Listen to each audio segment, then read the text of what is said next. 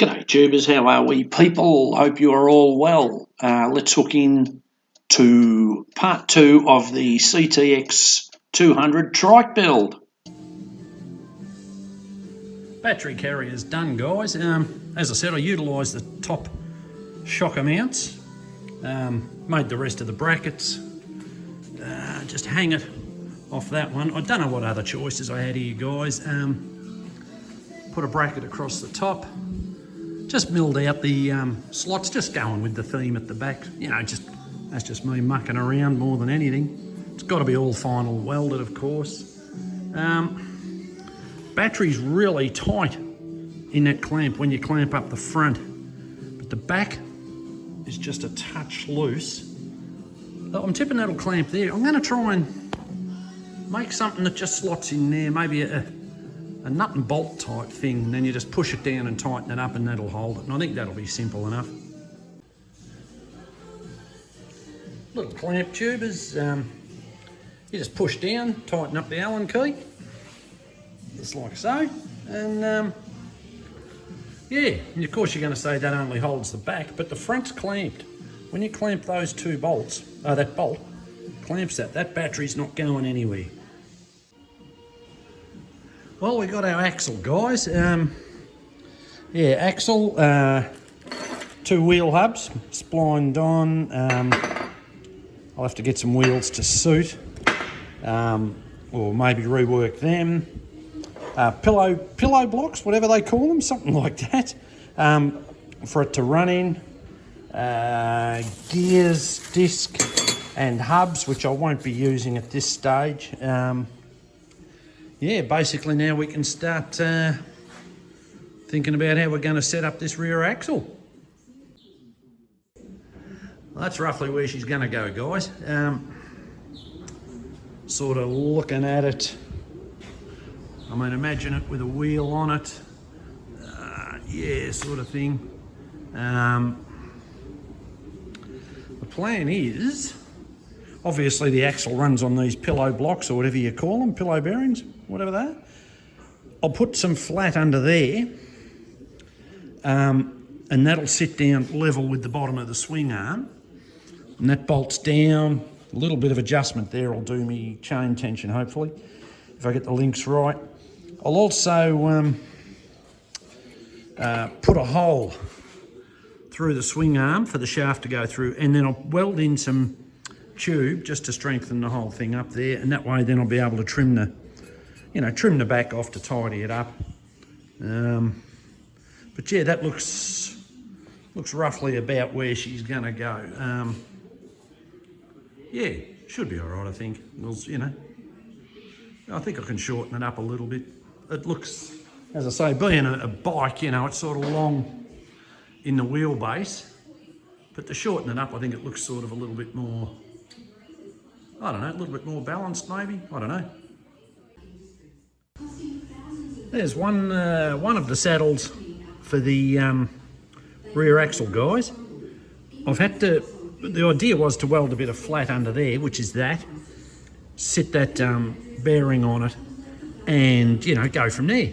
Trouble was the centre was going to be up a little bit too high. So what I've done is I've had to put a 10mm bit of straight on there. I'll weld it either side and either side under that, and that brings us into that centre. And what we'll do, we'll hole saw it out, we'll drill that in and weld that in, and the axle will pass through the guts of it like so. That'll strengthen that area a little bit, and yeah, so that's one of them. There's a little bit of adjustment in these because those holes are slotted, so that will help with alignment and hopefully a little bit with tensioning the chain. May have to run a chain tensioner because I'm not going to have anything pulling that back and forwards. Yeah, we'll just see how we go at this stage, but yeah, and then of course that gets welded up under there. Axle passes straight through, hopefully we'll be all right. Well, that's those tubes for the axle to pass through, put in. Yeah, they've got to be all welded, of course. I've left a good gap for plenty of penetration there. This will have to be filled in, this sort of stuff, and that'll eventually get cut off whatever the length is. But yeah, I'll sit it in roughly now, but yeah, that should work out all right. There we have it, guys, a basic rear axle setup. Nothing's welded yet, nothing's centered yet, but you get the idea. As I say, it's all got to be squared up.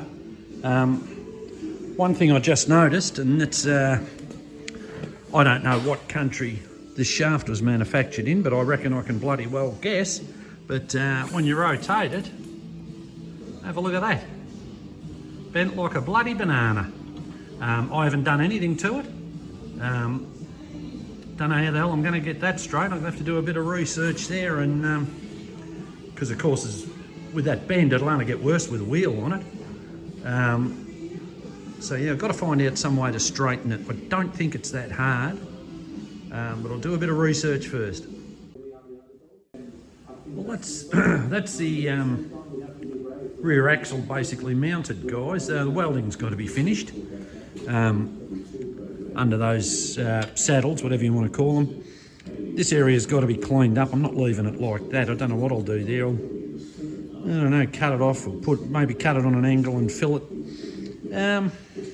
As I say, the axle's got a bend in it, which is not great, but not bad. I mean, it can be fixed. Yeah, probably won't show up too well on camera, but look at the angle of that bolt to the that flange. I mean, I know you only get what you pay for, and well, that's exactly what I'm getting, is exactly what I've paid for. But she's on a bit of an angle. Won't matter, but you know, what do you do? Rear sprocket, obviously, disc brake, and I'll make a clamp for the caliper. But yeah, it's sort of getting there. I've ordered some back wheels, and I'm going to order a front one. It's a 14-inch by 2.5-inch motorbike rim. It's going to be too much work to widen that triple clamp to get a ATV tyre in there. It's just, you know, I've only got bloody 5 inches to play with basically, which is that. So yeah, so it's going to have basically a motorbike front wheel, which wasn't my first choice, but I'm trying to do this on the cheap. But yeah, so we're getting there. The rear, I'll put a little bit of a gusset in there and there just to help strengthen the back. Yeah, it should be. Yeah, it's getting there. I got to thinking, guys, what's going to stop that shaft moving acrossways except for the sprocket and the disc sort of banging into that, which you don't want to occur. And I thought, oh yeah, I'll make up a couple of collets with some M10 set screws. I'll grind a couple of flats on that shaft when we're sort of final assembly, just for them to bite into with a bit of Loctite to hold them, and yeah, they'll clamp up and stop, you know, any of that sort of movement. Rear brake caliper. Well, it's the old front one getting put on the rear. Yeah, that's just the old original front disc, as you know. Put that on the hub, as you know. Just made up a bracket for the caliper to rest on, or bolt to. Make sure you have the bleeder pointing up, of course. You want all the air out of the system, and air will go up. Haven't welded or anything yet. Just want to be sure the positioning's 100%. Yeah, this caliper's actually pretty bad, in bad condition. I've seen some on eBay actually I saw one for $70-something. Probably a Chinese reproduction, but that's all right. I mean, for this thing, it doesn't matter. But it's really sad. The pistons are pretty tight, and yeah, it's I don't hold out high hopes for the caliper, but we can use it as a dummy nonetheless to set up for a good one. So yeah, it looks like we're going to have some rear brakes. Bit more custom work, guys. Just really finishing off. Just put a taper on the ends of that swing arm. Spots like that, I'll do with body filler, you know, just to finish it off. Because by the time you grind through it, there'll be no bloody metal left. But other than that, they're all right. Yeah, it's not really an area that requires strength. That's the bracket for the caliper, as you know. yeah, I'll probably put body filler in there and just smooth that out. And yeah, it's sort of, it's not heavy, but it's, I don't want to be putting much more on it. The only other thing I've got to put is a chain tensioner down here. There's very little adjustment, so I'll have to run a tensioner down here. Yeah, no, there's not much more we have to do on the swing arm now, by the looks of it. Starting to look like something now, tubers. Just got the back wheels and tyres. Pretty happy with them. They look all right. The flanges and that fitted perfectly. You sort of start to get an idea of what what it's all about. As I say, I'll order a it'll be a motorcycle front wheel. As I've said earlier, I just don't know what to do. I've only got 5 inches there, and it's bloody hard to find a triple clamp set and the forks and all of that. So, as much as I wanted an ATV tyre for the front, it's going to have to be a motorbike wheel. But you get an idea of the overall, what it's going to be. Handlebar time, guys. That's the original set off it. Yeah, I had another set which is heaps lighter, off another project from a while back. Very similar, well, similar profile, but not the same. But obviously that's heaps thicker than that. I can't use those mounts. What I did have was these old aluminium mounts that I made for another project years back, which will be absolutely fine. I'll clean them up, polish them up, but I've got to replicate these studs for the rubber mounts that actually go on and in there like that. But that's fine, because I can't get them out, but I'll replicate them, so I'm just making up a new set now. That'll screw into there, and then that'll replicate that, and yeah, easy peasy. There we have it, tubers, a set of handlebars in the original rubber mounts. They're aluminium, I'll polish them all up. Got to get some new bolts, or 2 new ones there, and clean them up so they're not rusty. But that's all in the final assembly, the final detail. But yeah, so yeah, they come up all right, and they're heaps lighter than the original set. Just starting to work out a few wiring details. As you know, most of the indicators, all that sort of stuff are going, which is going to simplify this. Well, I've taken a heap of stuff off that already. Most of the original stuff mounted in that airbox, so I have to refit it all. Now that's the starter motor solenoid. I've welded a bracket there and utilised the original rubber mount, much the same as the CDI unit. Positive battery there, negative battery there.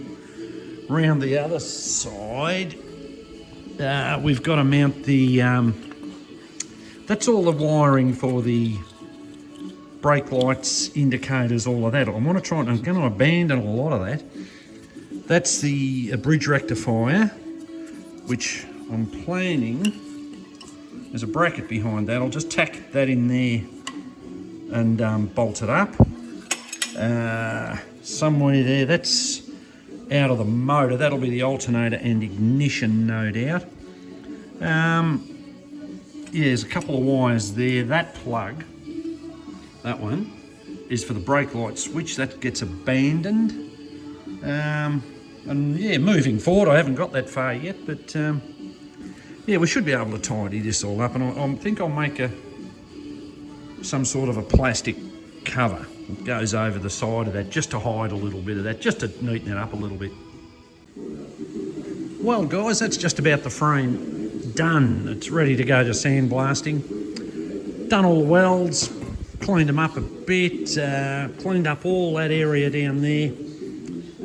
There was a lot of brackets and shit there, the old foot peg mounts and all that. Just toying with an idea on foot pegs. I thought if I welded that nut in there, I could screw that in and put something on the end so your foot doesn't slide off. just toying around with that. It's got to have foot pegs, obviously. But yeah, I'm going to send this off to the sandblasters. Yeah, and start thinking about a bit of paint. Similarly, the swing arm's finished. That's all welded and done. Yeah, it wants a good sandblast just to clean all the rust and shit off it. And yeah, but she's starting to come together. As you saw, I got the back wheels. You've seen all that. Got the front wheel the other day.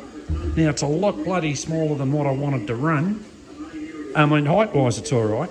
But yeah, I would have wanted a wider ATV tyre, but you know the story with that. So yeah, we're sort of almost ready to, almost got a rolling chassis, as it were. So anyway, that'll be part 2. Part 3 is coming up very shortly, guys. See you later.